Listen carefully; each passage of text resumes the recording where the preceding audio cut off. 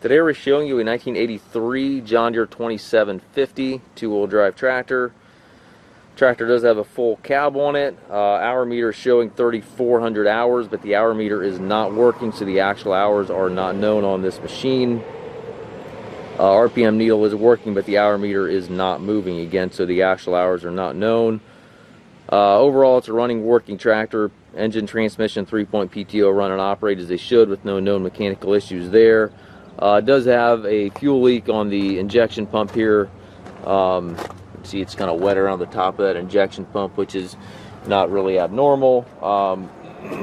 AC also is not working in the cab, so the air conditioner is not working. So it needs a little bit of this and that, but overall it is a functioning, working machine. Paint on the tractor is about average. It's certainly not a showroom piece. Also a lot better than some out there. Tires are pretty good on it. Fenders do show some surface rust.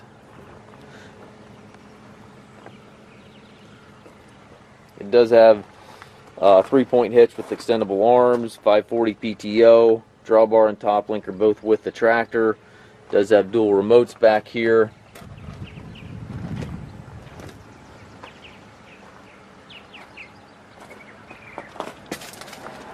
Show you the inside of the cab.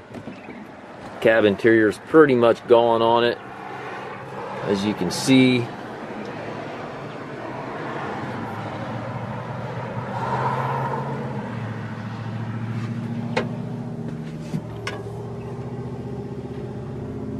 And again, the hour meter 3434, that is not working, so the actual hours are not known.